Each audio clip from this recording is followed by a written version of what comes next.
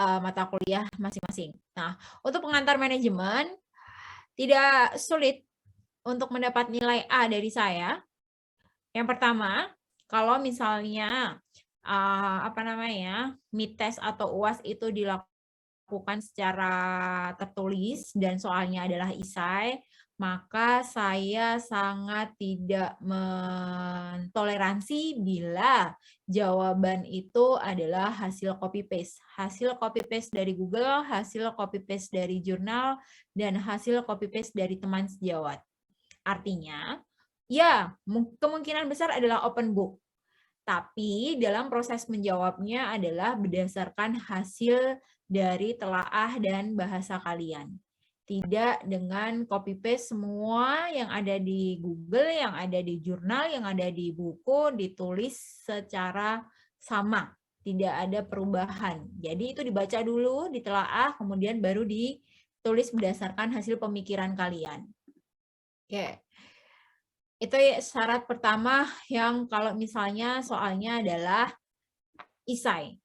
Tapi kemungkinan besar nanti untuk UAS dan UTS saya biasanya menggunakan pilihan ganda dan jangan berharap bahwa soal pilihan ganda akan jauh lebih mudah. Karena soalnya tentu tidak hanya sebatas 20-30, bisa minimal 50, 60 sampai dengan 100. Sehingga meminimalisir kalian untuk bisa bekerja sama. Jadi masih banyak kemungkinan. Oke. Nilai akhirnya adalah komposisinya 30% MITES, 40% UAS, 30% tugas harian kehadiran serta keaktifan kalian dalam diskusi, dalam tanya jawab di kelas. Nah, mengenai kehadiran, patokan saya tidak hanya di e-learning saja.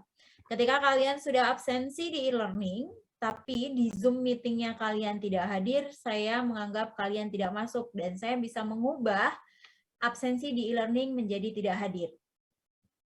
Nah, persyaratannya adalah, sekarang kita balik lagi konsekuensinya.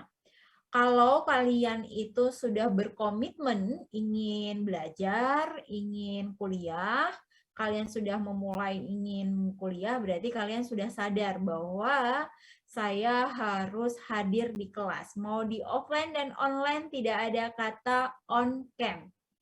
Kalian kalau di kelas nggak mungkin kalian kabur, ngilang, atau menggunakan topeng. Sama halnya ketika online. Jadi nggak ada kata kalian tidak memunculkan muka kalian. Kecuali, satu, kalau kalian mau ke kamar mandi, bisa dengan meng-unmute, bisa dengan off-cam, dan menuliskan di chat bahwa kalian ingin ke kamar mandi. Jadi saya bisa mengestimasi nanti.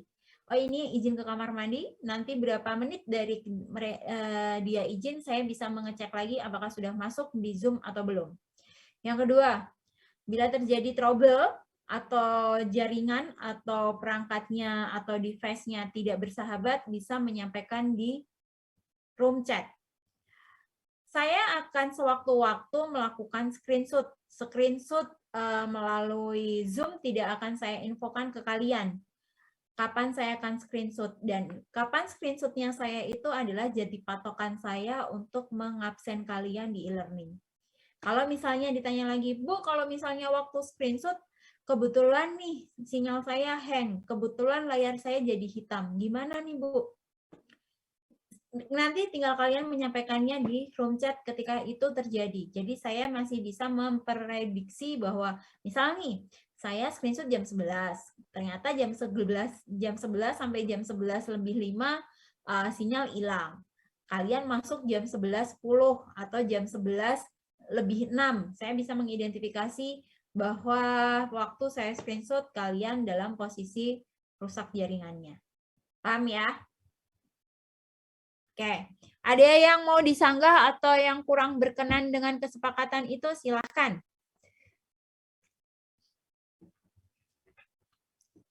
Saya terbuka menerima masukan, menerima saran, menerima sanggahan. Intinya penekanannya adalah berdasarkan dari hasil evaluasi beberapa dosen semester kemarin, bahwasanya sekarang kita menekankan kepada mahasiswa, kita sudah diberi kemudahan. Kemudahan dalam arti kalau zaman 2 tahun sebelumnya tidak ada nih pembelajaran secara online seperti ini. Ada plus minusnya. Kita pun juga menyadari bahwasannya nonstop dari jam 7 sampai jam 3 tidak mungkin di depan layar itu kita nonstop tidak istirahat. Karena itu juga akan merusak ketegangan mata dan juga struktur tubuh kita. Saya memaklumi itu, tapi balik lagi, konsistensi, komitmen kalian untuk belajar pun juga tidak boleh dikesampingkan. Saling menghargai itu yang utama. Sebagai dosen, memberikan pengajaran, memberikan pembelajaran, memberikan bahan, ketika itu diberikan kalian dengan tanda kutip dengan seenaknya, kemudian off cam, ditinggal kemana-mana, itu kan sama aja, pertama tidak menghargai, yang kedua kalian tidak punya komitmen untuk belajar. Paham ya? Itu mengapa bagaimana caranya kita berusaha untuk lebih baik lagi dalam proses pembelajaran online, kemudian lebih berkomitmen lagi dan lebih disiplin lagi. Itu yang ingin saya tekankan. Menjadi orang sukses itu tidak mudah. Harus berupaya, harus bekerja keras. Bagian dari sekarang kalian bekerja keras, berupaya adalah untuk meraih hasil yang kalian cita-citakan, yang sudah kalian create dari awal. Paham ya? Oke. Itu mengenai nilai akhir. Kemudian kehadiran. Dalam satu semester itu ada 18 minggu. 18 minggu dikurangi 2 minggu untuk 1 minggu UTS, 1 minggu UAS-nya. Jadi total pertemuan biasanya adalah 16 minggu. Satu minggu 2 kali pertemuan, kemudian berarti total tatap mukanya adalah 32 kali tatap muka. Syaratnya kalian bisa mengikuti UAS adalah minimal kalian harus mengikuti perkuliahan 80%, dan sehingga kalian diberi keleluasaan untuk 20% tidak hadir atau 6 kali bolos atau 6 kali dalam pertemuan tidak masuk. Tapi alangkah lebih baiknya jika memang tidak berhalangan sekali, karena sekarang jauh lebih mudah bisa mengikuti perkuliahan di mana saja. Yang penting kalian bisa fokus dan kalian bisa menyampaikan alasan mengapa kalian kuliahnya misalnya di jalan atau yang lainnya, itu lebih baik masuk. Supaya apa? Supaya tidak tertinggal dengan materi-materi yang akan disampaikan. Tinggal disampaikan saja situasi dan kondisi yang kalian hadapi. Nah, untuk MITES dan UAS, saya tidak akan memberikan toleransi bila kalian terlambat. Artinya kalau melalui sistem, itu kalau misalnya pilihan ganda, bukan IC submit, pilihan ganda, dia akan secara otomatis selesai. Jadi misalnya saya terlambat masuk nih, jam 8, ujiannya saya masuknya setengah 9, ya waktu yang ada sampai jam 9:50 ya, itu yang tersedia untuk kalian. Dan kalaupun berhalangan untuk tidak bisa mengikuti MITES atau UAS pada hari itu, dengan alasan yang bisa diterima adalah satu, misalnya ada keluarga yang merupakan keluarga inti sedang sedang mengalami musibah misalnya, apapun itu bentuk musibahnya. Keluarga inti yang dimaksud adalah keluarga yang dalam satu kakak, atau kalian sendiri yang bersangkutan sedang mengalami musibah, misalnya lagi isoman, lagi sakit, atau yang lainnya. Dan itu harus dibuktikan dengan surat dokter. Kalau kalian yang sedang sakit, kalau isoman berarti dibuktikan dengan hasil tes antigen ataupun PCR. Sepakat ya? Oke, itu mengenai kehadiran. Nah, sekarang saya masuk dalam proses pembelajaran pengantar manajemen dalam satu semester ini. Ada beberapa hal yang akan dicapai dalam proses pembelajarannya, yaitu mahasiswa atau kalian semua diharapkan untuk mampu dan menjelaskan mengenai apa pengertian manajemen, perkembangan teori manajemen, di mana perkembangan teori manajemen itu ada pengembangan teori klasik, neoklasik, dan modern. Apa perbedaan dari teori manajemen klasik di masa klasik, di masa neoklasik, dan di masa modern? Kemudian kalian juga diharapkan bisa menjelaskan ulang mengenai apa sih yang dimaksud dengan manajer. Sering kita mengenal istilah manajer, kemudian mengenal istilah CEO, kemudian mengenal istilah eksekutif, direktur misalnya. Nah, apa yang dimaksud dengan itu dalam pembelajaran 1 semester nanti diharapkan kalian mampu menguasai itu. Yang ketiga adalah kalian juga mampu menjelaskan kembali atau mendeskripsikan bagaimana proses perencanaan, bagaimana proses pengorganisasian, pembentukan struktur organisasi, kemudian penyusunan personalia organisasi, sampai dengan proses pengawasan dan metode pengawasannya. Apalagi di era seperti ini, semuanya metode yang digunakan dalam proses belajar, bekerja, dan juga sistemnya sudah melalui online atau melalui digital. Di era digital ini tentu akan sangat susah untuk melakukan proses pengawasan pengarahan dalam sebuah organisasi. Terus gimana? Apa yang harus dilakukan? Nah, dalam proses pembelajaran 1 semester, nanti akan kita coba untuk memahami ke sana bagaimana metode-metode pengawasan yang baik dan efektif serta efisien dalam pengelolaan organisasi. Oke. Kemudian materi pembelajarannya jelas, materi pembelajaran itu mencakup capaian pembelajaran yang ingin dicapai. Mengenai apa? Pengertian manajemen, peran manajer, kemudian fungsi manajemen, sampai bagaimana mengelola perubahan dan inovasi, dan yang terakhir adalah sistem informasi manajemen. Penggunaan sistem informasi manajemen itu seberapa penting dan bagaimana metode penerapan sistem informasi manajemen yang efektif dan efisien. Nanti kita akan pelajari dalam 1 semester. Nah, dalam 1 semester ini pun nanti ada 2 kuis sebelum UAS dan kuis sebelum UTS. Nah, di sisi lain pun nanti kalian juga akan ada kelompok. Kelompok apa? Kelompok untuk presentasi, kelompok untuk membuat makalah. Sebentar, saya cek terlebih dahulu.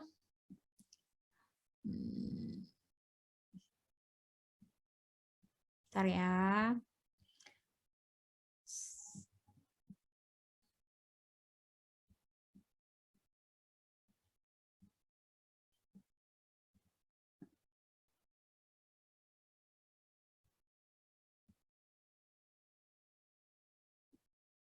Oke, akan saya bentuk sekaligus kelompoknya. Di sini berarti 28 ya.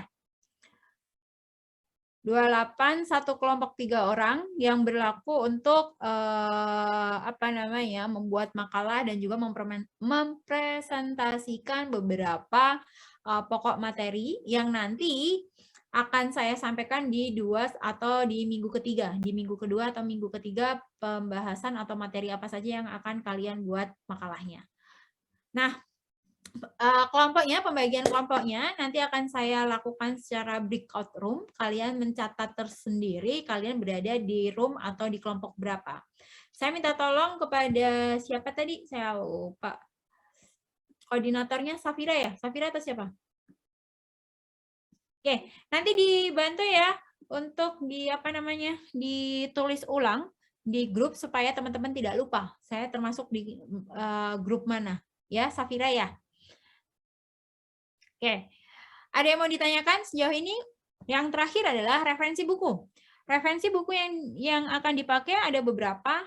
Saya sih sering menggunakannya adalah bukunya Manajemen Hani Handoko sama Dasar-dasar Manajemen punyanya George Terry. Tapi tidak itu hanya yang sering digunakan, tapi masih beberapa teori, beberapa subteori, beberapa subbahan juga ngambil dari beberapa bukunya Soekarno, bukunya Manulang, dan juga bukunya John Stoner. Nah, ada beberapa lagi bacaan atau referensi yang bisa kalian baca. Kalau ditanya lagi apakah saya harus membeli buku, kalaupun kalian bisa mendapatkan melalui e-book atau download dari Google, silahkan. Yang diwajibkan bagi saya adalah kalian memahami semua bahan materi yang kita pelajari di 1 semester ini. Tidak mewajibkan untuk punya buku, yang penting kalian paham, kalian tahu materinya, kalian bisa menjelaskan ulang materi tersebut. Itu mungkin dari saya. Ada yang mau ditanyakan atau ada yang mau disanggah? Ibu, saya mau bertanya soal aturan kalau untuk minum air putih, Bu. Kira-kira gimana ya? Boleh tinggal sampaikan di chat, tapi jangan di depan layar. Gelengkan kepala di di luar di luar kamera ya. Oke, baik. Terima kasih, Ibu. Karena kalau kita terlalu banyak duduk, kurang air minum, itu juga nggak bagus. Pinggangnya sakit. Ya, ini adalah kekurangan dan kelebihan lah kalau kita melakukan pembelajaran secara online. Yang penting minumnya tidak di depan kamera. Ya, sepakat ya? Saya pun juga akan izin kalau misalnya mau minum dan yang lainnya. Oke, ada yang mau ditanyakan lagi? Ada nggak? Stefani, Devira, Farsa, Sahtia, panggilannya Satya atau Hadi? Atau Satya, panggilannya? Hah? Satya. Oh, Satya. Kalau panggilannya Tia gimana? Jangan. Hadi aja deh, Hadi. Ilhan Davala, panggilannya siapa? Evan. Udah, Bu, udah. Hah? Ibu boleh panggil saya udah, Bu. Udah. Kena dapat nama dari mana tiba-tiba panggilannya udah? Yang pertama saya orang Minang, Bu. Terus itu kan ada Davala itu, Bu. Jadi itu, Bu. Oh. Iya. Kalian masih di daerah kalian masing-masing atau sudah kembali merapat di Jakarta? Atau semuanya dari Jabodetabek? Tempat tinggalnya? Kebanyakan di Jabodetabek, Bu. Tapi Saya ada di luar Jabodetabek, Bu. Sarah di mana, Sarah? Di Sukabumi, Jawa Barat, Bu. Oh, Sukabumi, Jawa Barat. Kalau Sukabumi ke Depok tuh berapa? 2 jam ada nggak? 2 jam setengah, iya, Bu. Oh, 2 jam setengah. Iya. Oke. Nggak ada dosen yang sudah masuk, nggak ada yang menginginkan untuk offline kan? Masih semuanya online kan? Belum ada ya? Tapi konsekuensinya adalah kalau tiba-tiba dosen-dosen yang bersangkutan menginginkan untuk offline, saya berharap kalian juga konsekuen untuk hadir ke kampus ya. Itu bagian dari konsekuensi kalian mendaftar kuliah di PNJ. Mau di luar kota, mau dimanapun, kalau memang harus ke kampus, ya kalian harus konsekuensi datang ke kampus. Apalagi sekarang pemerintah sudah akan menetapkan menjadi endemi. Beberapa kelonggaran dalam proses perjalanan darat, udara, laut sudah sedikit diberikan, tapi tetap kita harus mawas diri, tetap jaga prokes dan yang lainnya supaya apa? Supaya tidak merugikan orang lain. Itu kuncinya ya. Oke, kalau sudah tidak ada yang ditanyakan, saya akan buka breakout room untuk menentukan kelompok-kelompok kalian. Oke.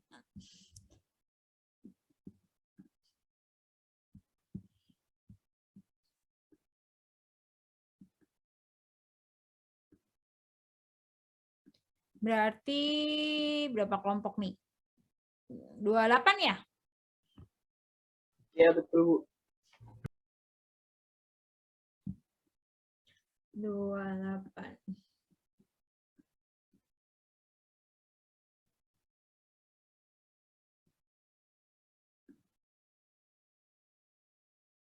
Oke, silakan masuk ke roomnya.